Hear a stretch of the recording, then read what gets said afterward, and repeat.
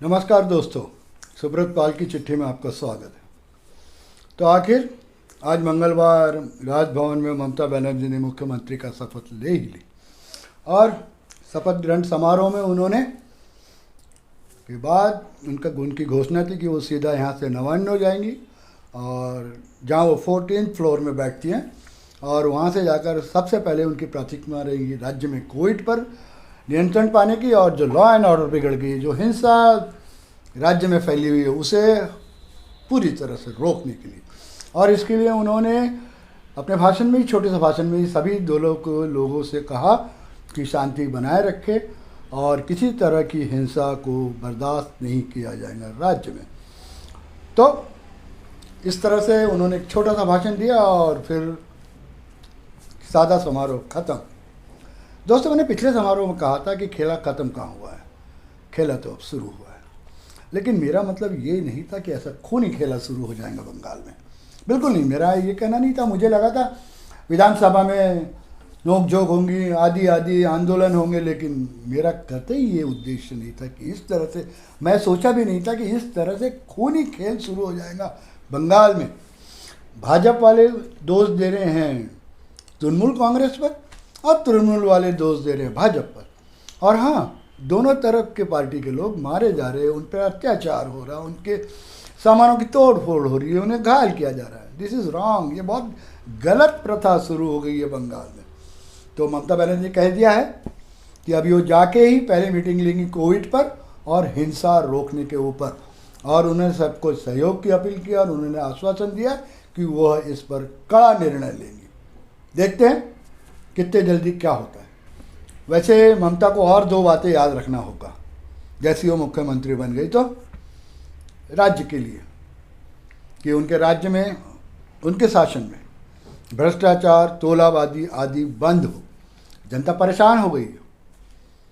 और एक बात तो, और एक ये बात कि वो जो भेदभाव करती है किस पार्टियों के साथ या लोगों के समुदाय के पास, उन्हें सारे धर्मों के साथ समभाव रखना होगा, समभाव रखना होगा, सबको साथ न्यायपूर्ण व्यवहार करना होगा। तो ममता जा रही है और हम कल से ही आज देखना चालू करेंगे कि 4 बातें। पहला, कोविड पर वो कितने जल्दी नियंत्रण करती है, कितने घंटों में वो हिंसा को रोक पाती है। तीसरा, तोलाबाजी और भ्रष्टाचार को कितना रोक पाती है, वो जल्द रोक पाती है या साफ करती है अपनी पार्टी से। और चौथा, सभी धर्मों के लोगों पर के साथ वो न्याय करना पड़ेगा उसको। ये 4 बातें, 4 चैलेंजेस ममता बनर्जी के सामने है। अब बात बीजेपी की करें। ममता की बात थोड़ी देर बात करेंगे, बीजेपी की बात कर लेते हैं। बीजेपी क्यों हारी? पहला है, हर जगह जो चलाती है बीजेपी हिंदू मुस्लिम का कार्ड, बंगाल में पूरी तरह से वो फेल हो गया।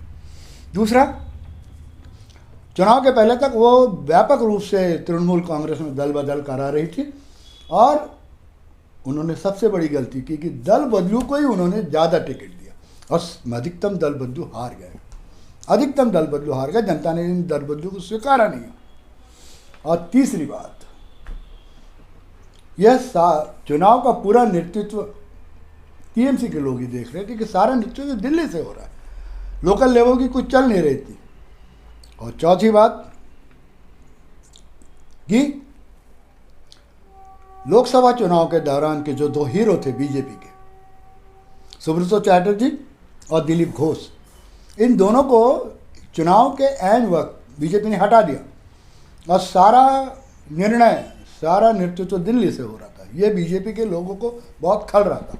मैं जब बंगाल के दौरे में था, मुझे कुछ लोगों ने ये बात कही थी, तब मुझे लगा था ये सब टीएमसी का दुष्प्रचार है कि बीजेपी में झगड़े चालू हो गए या बीजेपी में भी असंतोष दिख रहा है। मैं तब इस बात को तवज्जो नहीं दिया था, लेकिन अभी तो दिख रहा है कि इस बात की नाराज़गी है बीजेपी के जो कार्यकर्ता है, पुराने कार्यकर्ता है।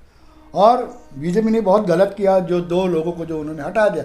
इनके समय में ही भाजपा को 18 लोकसभा की सीट मिले थे, 18 लोकसभा की सीट मिले थे और आखिर में चुनाव के पहले बीजेपी ने इनको हटा दी। एनीवे, ये बीजेपी का अपनी मामला है। और एक बात, मुख्यमंत्री का चेहरा वो नहीं दे पाई, जिस बात की कमी तो उनको समझ रहा था कि ममता बनर्जी के अगेंस्ट में कौन खड़ा होगा, कौन मुख्यमंत्री बनेगा। वो किसी का भी नाम दे सकते, लेकिन उन्होंने नहीं दिया। ये एक बहुत बड़ी गलती थी। लोग इनके हिसाब से मोदी जी को मान रहे थे, लेकिन मोदी जी तो आके मुख्यमंत्री नहीं बनने वाले थे। मैं तो कहूँगा कि बंगाल में बीजेपी का पूरा प्लान फेल हो गया। मैं कह रहा हूँ भाजपा का पूरा प्लान फेल हो गया बंगाल में। वैसे एक चीज़ बताऊँ, भाजपा के सिंपैथाइजर कह रहे हैं कि बंगाल में सीपीएम एंड कांग्रेस ने वोट नहीं लिया, उनके वोट टीएमसी को ट्रांसफ़र हो गए। तो उन दोस्तों को बता दूं कि लोकसभा के में जो 18 सीट मिले थे, तब सीपीएम और कांग्रेस का ये कहना था, उनका ये मानस था कि तृणमूल के सांसद ज़्यादा दिल्ली पहुंचने को नहीं होना, इसलिए उन्होंने जम के अपने सारे जो वोट थे सोशल मीडिया के द्वारा उन्होंने प्रचार किया था और अपने वोट को सीपीएम एंड कांग्रेस ने भाजपा को ट्रांसफ़र कर दिया था। तब एक बंगाल में कहावत चल रही थी कि बामे देर वोट रामे, मतलब बामे देर वोट रामे, मतलब बाम लोगों का वोट राम में गया है। तो जब तब गया होगा और भाजपा ये सत्यता को भूल गई कि वो 18 सीट जो जीते थी वो ये भाजपा के और वो सीपीएम और कांग्रेस के वोट जो उन्हें तब ट्रांसफ़र हुए थे उसके कारण वो मुगलाते में रह गई और उनका पूरा प्लान भी फेल हो गया। वैसे एक बात तो है पक्की कि मैंने पहले ही कहा है कि ग्राउंड में भाजपा की उतनी पकड़ नहीं है। भाजपा ने कुछ काम भी नहीं किया था जो मजबूती के साथ वो सरकार बनाने का दावा कर रही थी। अब ठीक है, विपक्ष की बड़ी पार्टी हो गई है, अब हमें देखना होगा कि भाजपा विपक्ष के रोल में कैसा करती है। अगर करे तो उनका ज़मीन बनना शुरू हो जाएंगे, लेकिन भाजपा बंगाल में पूरी तरह से फेल हो गई है। मोदी अमित शाह की जोड़ी 100% फेल हो गई। अब उसके लिए कोई भी बहाना ढूंढे। मैंने 4 रीज़न तो बता दिया आपको। दोस्तों, वापस अपन ममता बनर्जी पर चलते हैं। राजभवन में ममता बनर्जी ने बहुत सादे समारोह में मुख्यमंत्री का ओथ पढ़ा और बहुत छोटा सा भाषण दिया, जिसमें उन्होंने कहा कि मेरी पहले प्राथमिकता, मैं यहाँ से सीधा नवान्न जाएंगी, 14th फ्लोर में जहाँ वो बैठती है मंत्रालय में, उसको नवान्न कहते हैं। पहले राइटर्स बिल्डिंग था बंगाल में, अभी वो नवान्न के 14th फ्लोर में जाएंगी और सबसे पहले वो 2 काम करेंगी। पहला, कोविड पर नियंत्रण की सारी कार्रवाई शुरू कर देंगी और दूसरा, कड़े कदमों से ये हिंसा जो हो रही है उस हिंसा पर रोक लगाया जाएगा और वो शायद पुलिस विभाग अपने पास रख के उसको करेगी। और उन्होंने अपील भी की नम्रतापूर्वक सारे पार्टियों से और कड़क भाषा में भी कहा, शायद वो अपने लेवल के हो, अपने पार्टी के लिए या दूसरे पार्टी के, कि किसी भी प्रकार की हिंसा नहीं रुका जाएगा, नहीं बर्दाश्त किया जाएगा। अच्छी बात है, ओके। उसके बाद ओथ होने के बाद छोटा सा धनखड़ साहब का भाषण हुआ, वो भी बहुत छोटा सा। और उस भाषण में उन्होंने भी कहा ममता को कि मैं आशा करता हूँ ममता बनर्जी संविधान के दायरे में रखकर देश को सुशासन देंगी और बराबर सबके लिए समभाव से काम करेंगी और बंगाल का उन्नति करेंगी। इस छोटे से भाषण में उन्होंने ममता बनर्जी को यंगर सिस्टर कहा, छोटी बहन का। अच्छा लगा मुझे। दोनों का भाषण बहुत अच्छा था, दोनों के अभिवादन भी बहुत नम्रतापूर्वक और सब कुछ अच्छा हो। उसके बाद धनखड़ साहब सबसे मिलने लग गए। छोटे सब 40-50 ही मेहमान थे, सबसे मिलने लग गए। उन मेहमानों से मिलते मिलते जगदीप धनखड़ साहब पहुंचे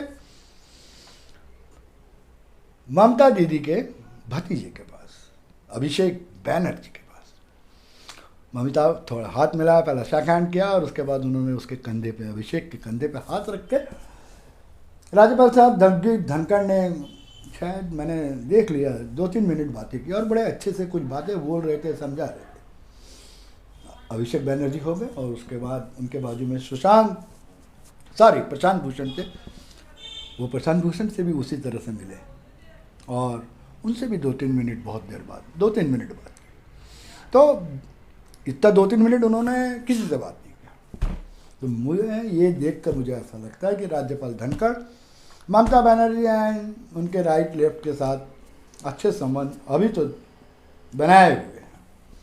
और अंत में मैं इतना कहूँगा कि दोस्तों, मेरे मित्र बहुत लोग कह रहे हैं कि क्या ममता बनर्जी अब विपक्ष की बड़ी भूमिका में आएंगी, लीडर बनेंगी।